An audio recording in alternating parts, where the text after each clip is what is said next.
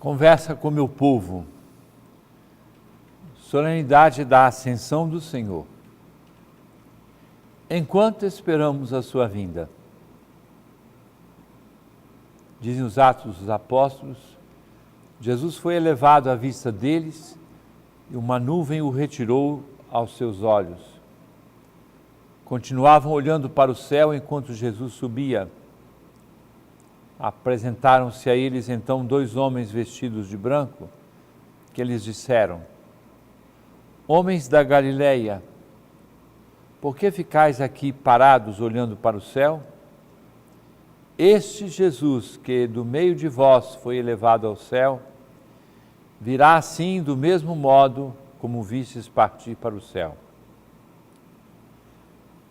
Em outra narrativa dos Evangelhos, assim está escrito: depois de falar com os discípulos, o Senhor Jesus foi elevado ao céu e sentou-se à direita de Deus.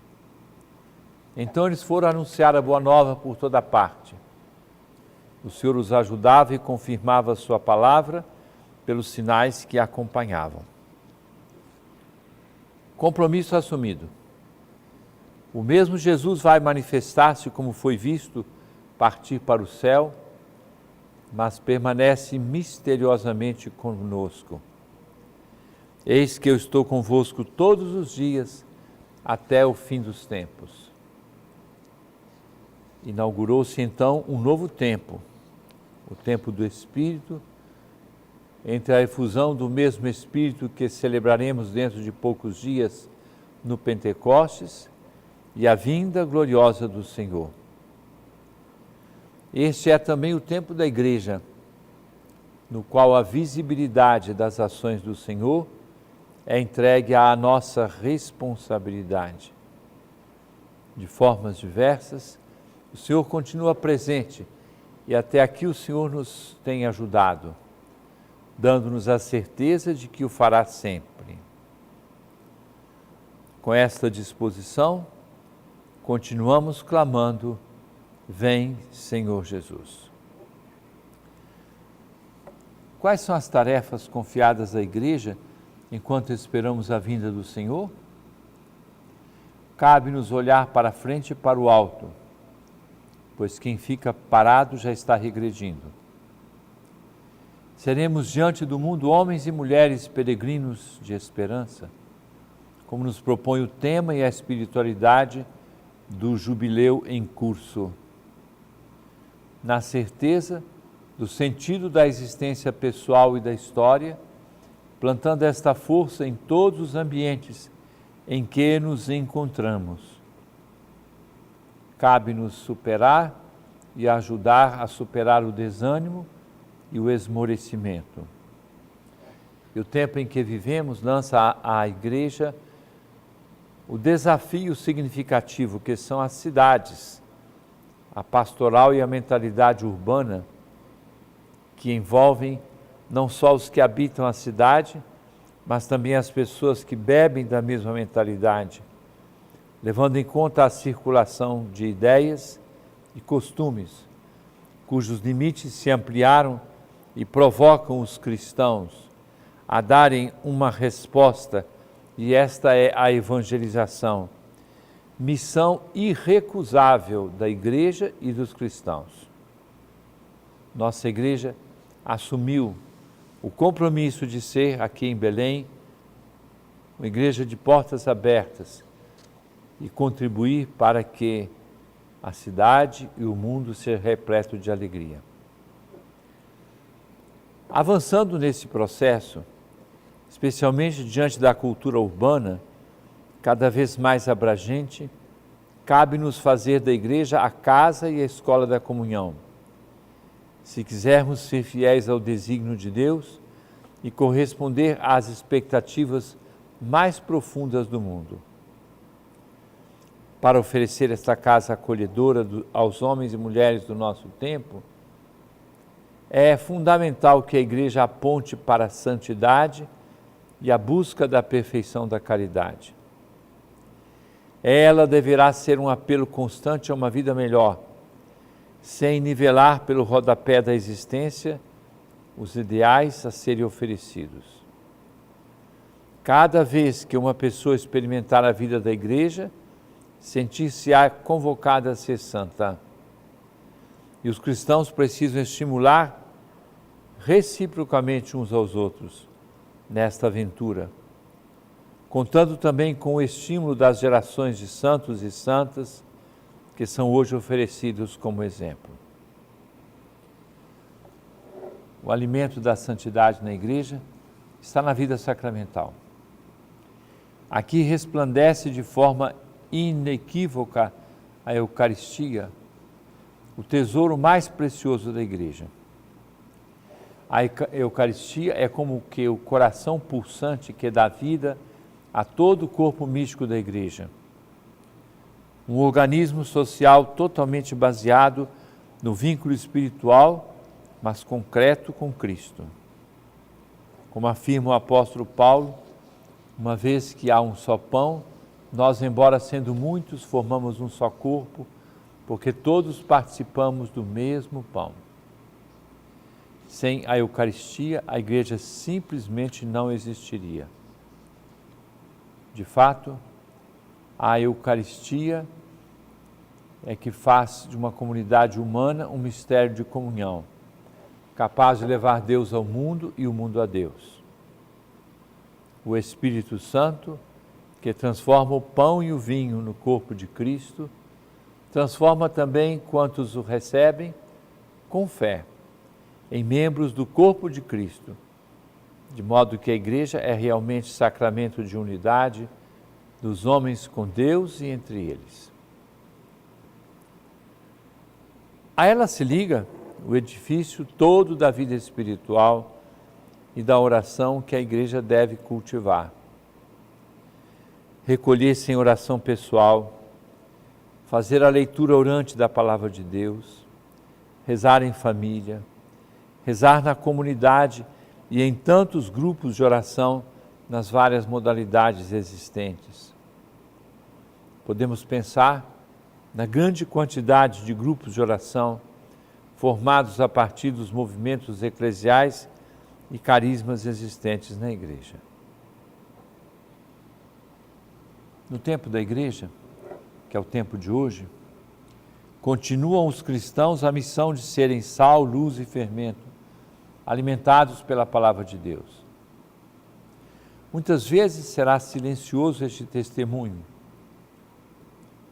Outras pedirão a saída à vida pública, a parceria com homens e mulheres de boa vontade, que aspiram os mesmos ideais de fraternidade e justiça dos cristãos. O que não é possível é a omissão. E aqui se encontra o compromisso de servir às causas dignas do Evangelho e o serviço a todos, especialmente os mais pobres e fragilizados da sociedade, na caridade. Tenhamos hoje a ousadia de assumir um roteiro de vida, enquanto esperamos a vinda do Senhor. São 10 pontos que proponho. Fazer da igreja de Belém uma igreja de portas abertas, para que a cidade seja repleta de alegria. Cada cristão ou cristã se sinta convocado, convocada à santidade. Considerar a Eucaristia o tesouro mais precioso da igreja, como o coração pulsante da própria igreja. Como a Eucaristia transforma o pão e o vinho no corpo e sangue de Cristo, ela transforma também quem a recebe com fé em membro do corpo de Cristo, para que a igreja seja realmente sacramento da unidade dos homens com Deus e entre eles. 5 propostas até aqui. Mais outras 5. Vida espiritual e oração. Cada pessoa em seu estado de vida e vocação específica no coração da igreja. 6. Rezar em comunidade e nos tantos grupos de oração, nas várias modalidades existentes. 7. No tempo da igreja, que é o tempo de hoje, os cristãos sejam sal, luz e fermento para transformar o mundo, alimentados pela palavra de Deus. É a 8ª proposta. Testemunho dos valores do Evangelho, muitas vezes no silêncio ou na família e no trabalho cotidiano. É o 9º. Última proposta, mas que não esgota. Segundo a vocação de cada pessoa, muitas vezes os cristãos deverão sair à vida pública em parceria com homens e mulheres de boa vontade que aspiram os mesmos ideais de fraternidade e justiça para servir as causas dignas do Evangelho e o serviço a todos, especialmente os mais pobres e fragilizados da sociedade, na caridade. 10 propostas. O que não é possível é a omissão. Ajunta tudo. Não é um decálogo, pois já temos o decálogo, resumido no amor a Deus e ao próximo. Mas não será difícil identificar nas 10 propostas um reflexo da lei de Cristo e da Igreja, num tempo fecundo e positivamente provocante, tempo da Igreja, enquanto esperamos a sua vinda. Conversa com meu povo. Caríssimo irmão, caríssima irmã, meu agradecimento sincero por todas as manifestações que chegaram a mim, e especialmente as orações por ocasião do meu aniversário, no dia 26, completei 75 anos. Agradeço a Deus e agradeço a todos vocês por todas as delicadezas manifestadas. Acho que não estou conseguindo responder a todas as mensagens que me chegaram, mas eu chego lá para responder a todo mundo que me escreveu. Louvado seja Deus por esta comunhão de vida que se estabeleceu entre nós. E agora as perguntas que as pessoas nos enviaram. Maria Silena Castro, de Belém. O senhor permanecerá em Belém? Não é difícil perceber que várias das perguntas que chegaram para este programa dizem respeito a esta passagem na Arquidiocese. Sim, permanecerei em Belém. Quero continuar a morar aqui, como arcebispo emérito, ajudando de forma especial a Igreja de Belém com a minha oração. E também com o meu trabalho, na medida em que as minhas forças e a minha saúde permitirem, eu quero continuar a ajudar. Então, eu permanecerei sim, vivendo aqui em Belém, até o dia que Nosso Senhor me chamar para junto de si. Juliana Lima pergunta: qual é a missão de um bispo na nossa igreja? O bispo é o sucessor dos apóstolos. Para existir uma igreja autêntica, precisa ter Eucaristia válida, comunhão com o sucessor de Pedro, que é o Papa, e um sucessor dos apóstolos, é o bispo. É por isso que nas catedrais você vai ver que os bispos são sepultados lá. É como uma espécie de certidão de batismo daquela igreja, para dizer, ali existe uma igreja autêntica, que foi governada por um bispo que tem a sucessão dos apóstolos. O bispo é aquele que coordena e que tem o carisma da unidade, o carisma de servir e de ajudar a todas as pessoas a viverem sua própria responsabilidade, sua missão como vida de igreja. Vera Lúcia Nepomuceno. Minhas orações para Dom Júlio e ao seu governo na Arquidiocese de Belém. Eu agradeço muito a sua pergunta, que me dá a oportunidade de dizer o como todos nós estamos contentes com essa chegada de Dom Júlio. Uma grande alegria. E neste sábado, às 9 horas, na nossa catedral, a missa oficial de apresentação e de posse dele como arcebispo coadjutor. Durante alguns meses, nós estaremos trabalhando juntos para que eu possa, pouco a pouco, passar a ele todas as coisas que dizem respeito à nossa vida de igreja na Arquidiocese de Belém. Agradeço as orações, o apoio, a acolhida penso que foi uma imensa alegria como Dom Júlio foi recebido em nossa arquidiocese. E ele vai se inserindo pouco a pouco nas várias atividades. Pergunta de Camila Alves, de Belém. Dom Alberto, o que significa um arcebispo coadjutor? Significa que ele vai ajudar o arcebispo titular, que sou eu, e ele é um arcebispo, quer dizer, ele vai ser o sucessor.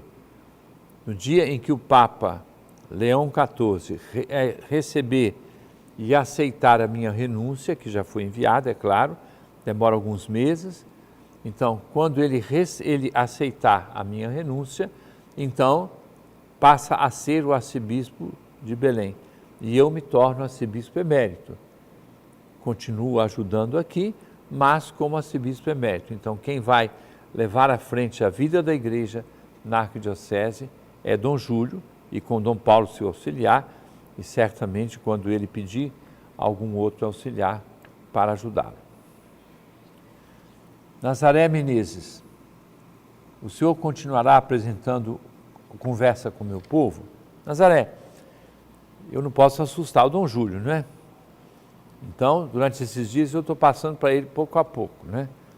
Fundação Nazaré de Comunicação, Programa Conversa com o Meu Povo, Palavra de Vida Eterna, Conversa a Voz do Pastor, Faculdade, os vários conselhos da arquidiocese, as obras sociais e daí por diante. Então, vamos com calma, vamos avaliar com ele, mas normalmente a Conversa com o Meu Povo é a conversa do arcebispo. Então, quando chegar a hora, passará a ser a responsabilidade semanal dele para ter essa conversa com o povo, que é o povo de Deus. Então, este programa especificamente, certamente será de Dom Júlio. Se ele desejar, eu posso ainda ter outras atividades nos nossos meios de comunicação. Mas tudo isso está sendo construído pouco a pouco. Vamos com calma para esclarecer tudo. Caríssimo irmão, caríssima irmã, desça sobre todos a bênção de Deus Todo-Poderoso, Pai, Filho e Espírito Santo, e permaneça para sempre. Amém.